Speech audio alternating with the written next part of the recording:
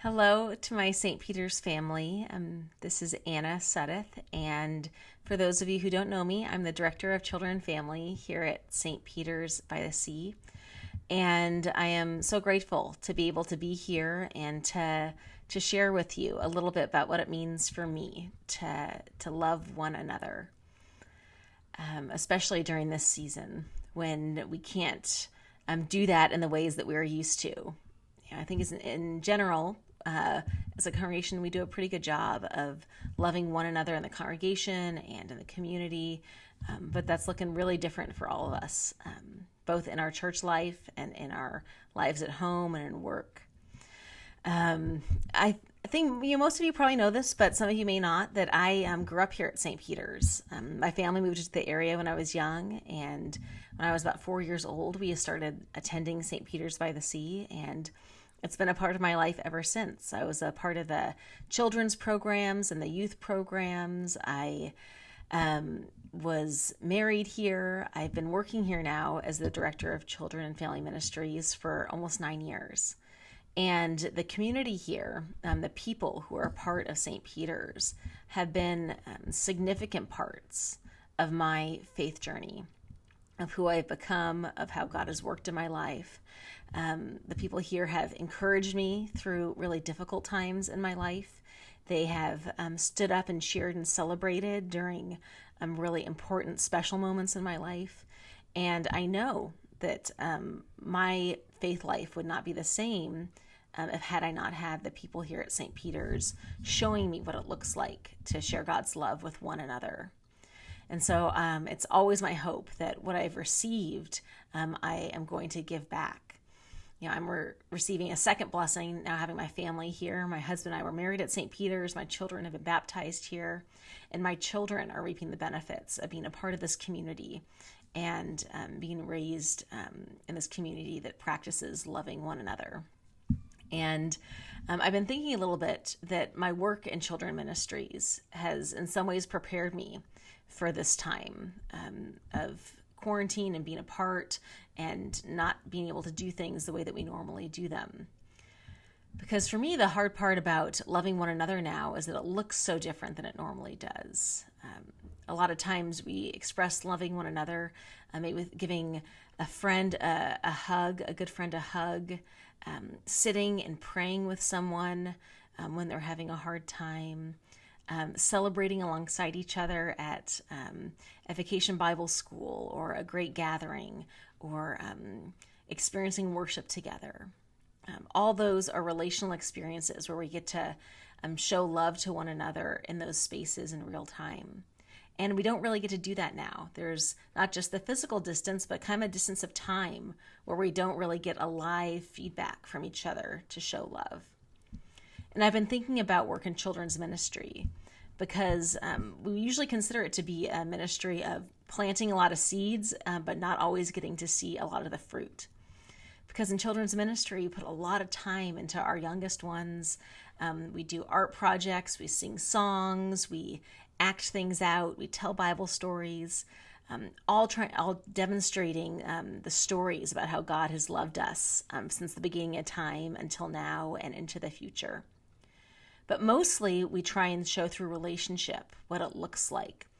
That we want these kids to, when they leave our program, that they know without question that they are loved by God and that they are loved by God's church and God's people. But we don't always get to see what that looks like later on, that these seeds we've planted of faith in them, the stories from the Bible, the experiences they have here at church, what those will play out to be like in their life.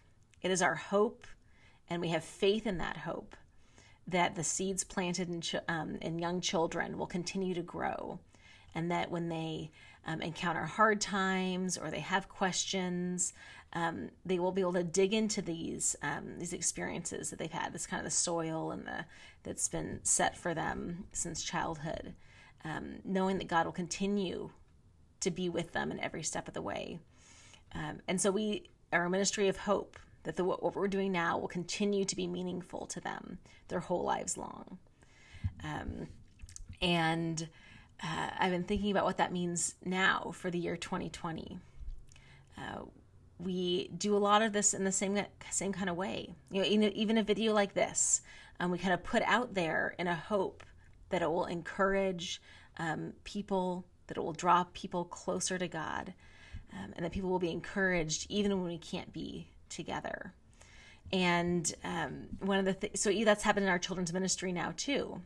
One of the things we've done is we have these weekly church school videos that we send out to the kids that have our lessons and art projects they can be doing every week. But I don't get to sit alongside them with them while we're doing those projects.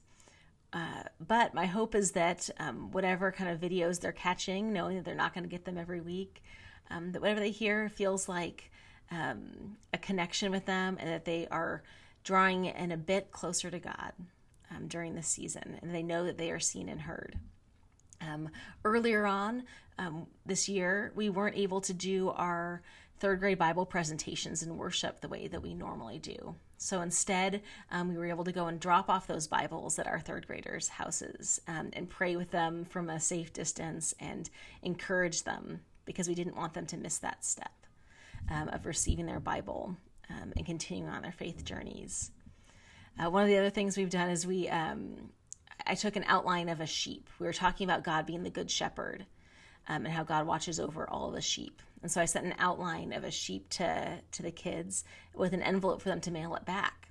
So if you guys get a chance in recent weeks to have driven by our St. Peter's office, or if you get to do that soon, you can see in our library by the front office, we've put up those sheep as kids sent back their drawings of them, representing that we're all still together in spirit as the kind of the herd of sheep, even though we're not in person together.